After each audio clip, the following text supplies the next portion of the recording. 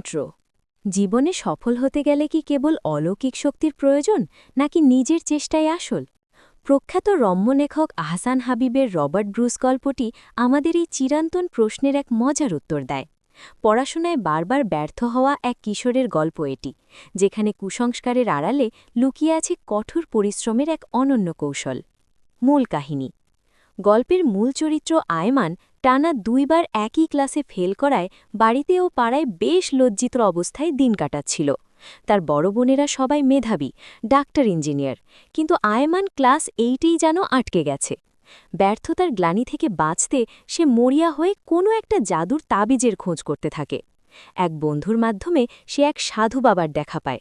সাধু বাবা তাকে 500 টাকার বিনিময়ে একটি তাবিজ দেন এবং কঠোর শর্ত জুড়ে দেন। শর্তটি ছিল পরীক্ষার ঠিক 2 সপ্তাহ আগে তাবিজটি খুলে তার ভেতরে থাকা চিরকুটটি পড়তে হবে। আয়মান অন্ধবিশ্বাসে তাই করে, কিন্তু পরীক্ষার আগে যখন সে চিরকুটটি খোলে সেখানে কোনো মন্ত্র নয়, বরং লেখা ছিল এক নিখুঁত রুটিন। সেখানে স্পষ্ট করে বলা ছিল কোন বিষয় কতক্ষণ পড়তে হবে। উপায় না দেখে আয়মান সেই রুটিন মেনেই দিন-রাত কঠোর পরিশ্রম শুরু করে।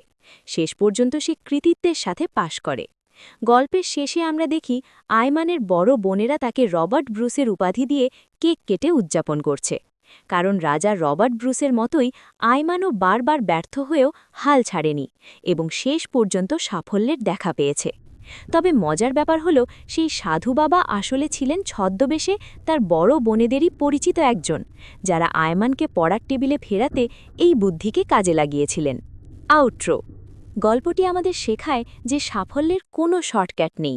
তাবিজ বা ভাগ্য আসলে পরিশ্রমের বিকল্প হতে পারে না।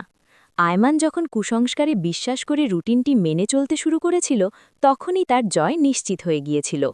বন্ধুরা, মনে কইরা একটা লাইক, শেয়ার, সাবস্ক্রাইব কইরা দিবা।